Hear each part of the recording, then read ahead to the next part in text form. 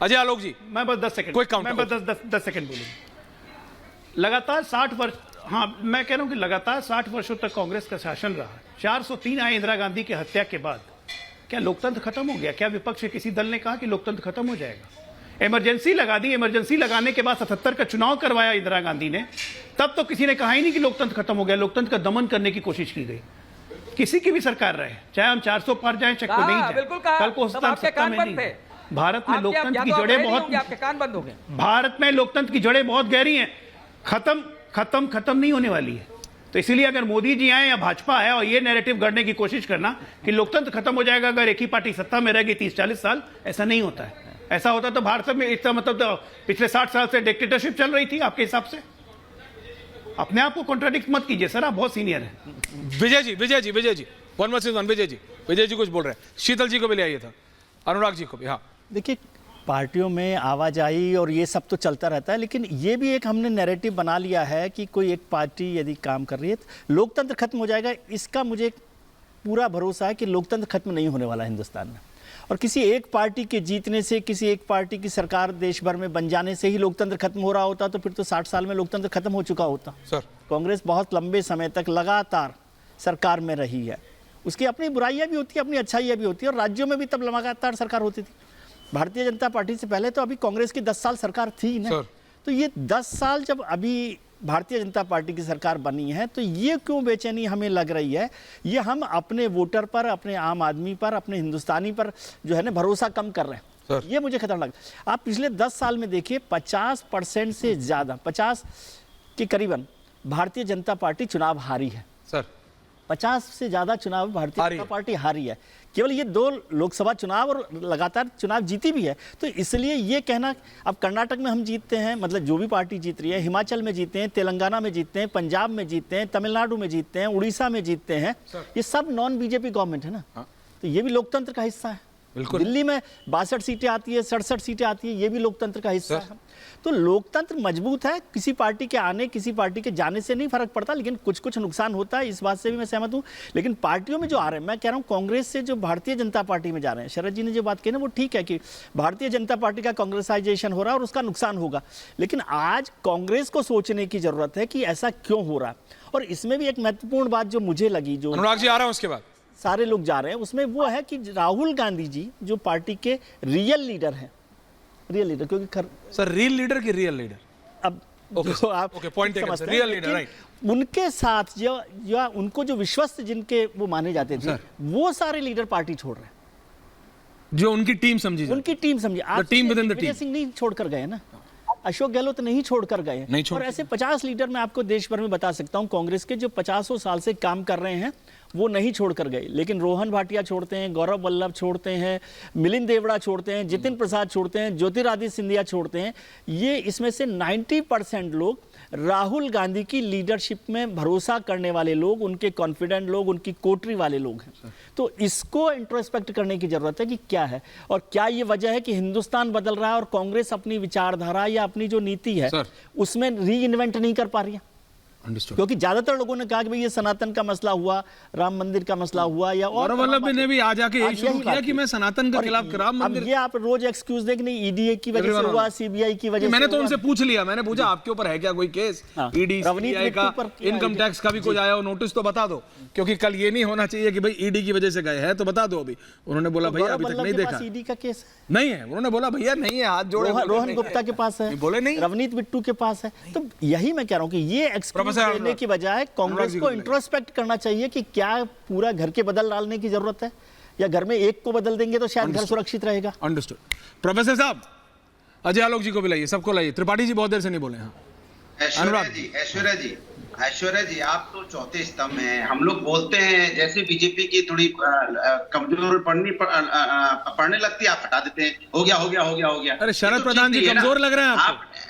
नहीं हम जब बोलिए तो हटा देते हो आप। अरे सर बोलिए, नहीं हटा, ऐसा तो अन्याय मत कीजिए। अरे नहीं कर रहा हूँ सर, लोकतंत्र कमजोर होगा, सीनियर पत्रकार लोग बोल रहे हैं, कहाँ आप ऐसे कर रहे हैं? अच्छा बोलिए कमजोर होगा तो आप, अच्छा बोलो प्रोफेसर साहब बोलो। लोकतंत्र कमजोर होगा तो आपकी पत्रकारिता भी कमजोर होगी। अरे कुछ नहीं कमजोर हो रहा है, ये भारत है, इसलिए आपको भी दिक्कत होगी, इसलिए मैं आपके लिए भी लड़ रहा हूँ, इसलिए कम से कम बहुत खुशी की बात है। देखिए मजेदार बात है इसके 1977 में कौन ऐसा हुआ था, जैसे ज्योति मिर्धा जी कह रही है कि भैया हमें 400 के ऊपर चाहिए, जिससे लोकसभा राज्यसभा में हमारी अगर संख्या ज्यादा रहेगी तो हम संविधान बदल लेंगे। इसके पहले भी एक एमपी इनके बोल चुके हैं।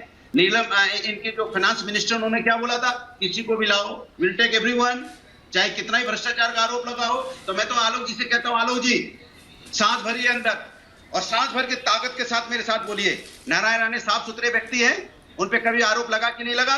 यहाँ प्रताप सरनाइक बताइए, मुशर्रफ हसन, प्रफुल्ल पटेल, छगन भुजबल, अशोक चौहान, भावना गवली, सुरेंद्र अधिकारी, आप पूरी हवा भर के बोलिए, इनके कभी भ्रष्टाचार का आरोप नहीं लगा, कभी इन पे चक्की फिशिंग की बात नहीं की गई, कभी इन पे आदर्श घोटाले का आरोप नहीं लगा। ये साफ सुथरे लोग हैं और इनसे साफ सुथरा लोग इस देश में नहीं है। बोलिए आप, चलिए हिम्मत है, देखें, बोलिए सब साफ सुथरे लोग हैं, इन पे कभी आरोप नहीं लगा। और ना बीजेपी ने कभी, आपने कभी आरोप लगाया? बताइए, आज तो आपकी पार्टी में ये है, बताइए तो मैं जान जाऊंगा। बोलिए आप, कभी आरोप लगा कि नहीं लगा? बताइए। छगन भुजबल बोलिए लगा है कि नहीं? अब मैं बोलूं? बोलिए लगा? अब मैं बोलूं?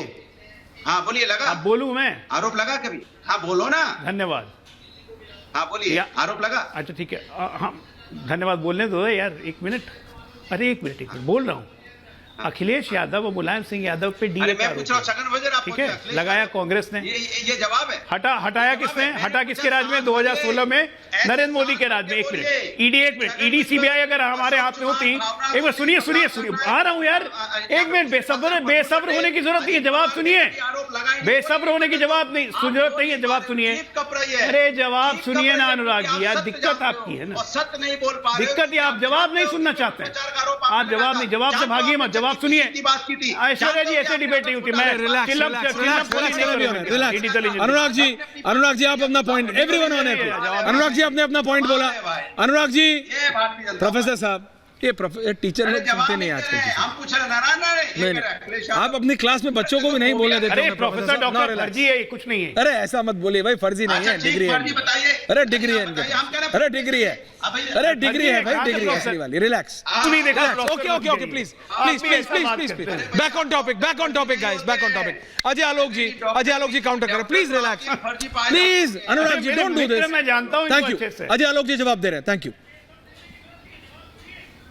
अजय जी, मैं जवाब दे रहा हूं कि मुलायम सिंह यादव, अखिलेश यादव, पूरे परिवार पे डीए का केस कांग्रेस ने लगाया था, उनको एज अ पॉलिटिकल टूल उनको मिसयूज किया। 2009 में साबित, अनुराग जी, और 2015-16 में नरेंद्र मोदी के राज में, फिर बीच में बोल रहे हैं। अच्छा कोई नहीं बोल रहा, बोलिए।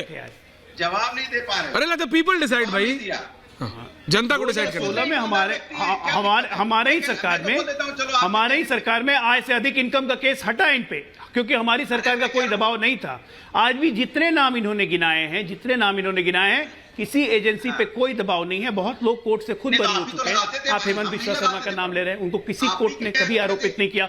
2 साल पहले बीजेपी ज्वाइन करने के पहले कोई केस नहीं था, आज भी कोई केस नहीं है। नारडा केस में सिर्फ विटनेस है। आपने अशोक चौहान का नाम लिया, सुप्रीम कोर्ट ने प्रोसीडिंग पे रोक लगाई है, ये हम नहीं कर रहे। Supreme court, Anurag ji please, एक मिनट सुनते जाइए, बीच में अनुराग जी प्लीज, बीच में नहीं बोलना है, बीच में नहीं बोलना है, प्लीज मत करिए। Okay thank you. सीनियर लोग बैठे, मत नहीं बोलना है, सुनना है। आपके टाइम पे आप बोलेंगे। प्रोफेसर नहीं है, आपको दिन भर अखिलेश जी सिखाते रहते हैं, आप सीखते नहीं। आप प्रोफेसर नहीं है, आप स्टूडेंट है। ओके अच्छा, बोलिए। लिसनर होना चाहिए अच्छे राजनेता बनने के लिए। लगातार ईडी या सीबीआई बिल्कुल इंडिपेंडेंट एजेंसी है पिछले 10 वर्षों में, और अच्छे लोगों को आज के डेट में पकड़ के रिकवरी कर रही है। 1,85,000 करोड़ का रिकवरी इस देश में आज तक स्वतंत्रता के इतिहास में पहली बार 10 सालों में हुआ। आज तक क्यों नहीं हुआ था? ऐसा तो नहीं था कि भ्रष्टाचार पर रोक पहले नहीं लगी हुई थी। कभी सोचा इस बारे में? आज इसी 10 साल में 1,85,000 करोड़ कहां से मिल गए? प्रभु कहां से आ रहे हैं इतने पैसे? पर 51 करोड़, 350 करोड़ रुपए का रिकवरी हो रहा है। लोग आंखों से देख रहे हैं, अंधे नहीं है, स्क्रीन पे दिखता है जी। की लक्ष्मी कैसे? आप लोग इलेक्टोरल बॉन्ड्स की बात करते हैं। शरद जी हैं, मैं बस एक लाइन पूछना चाहता हूं। शरद जी को लाइए। शरद जी टोटल धन का भाव 54।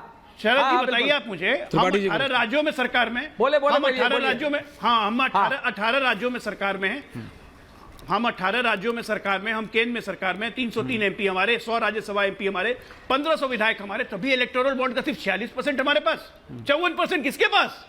ये कैसे हो गया? जितना हमारी संख्या उसके हिसाब से तो 65% बहुत अच्छा सवाल है। हमारे पास होनी चाहिए। जो आपने बात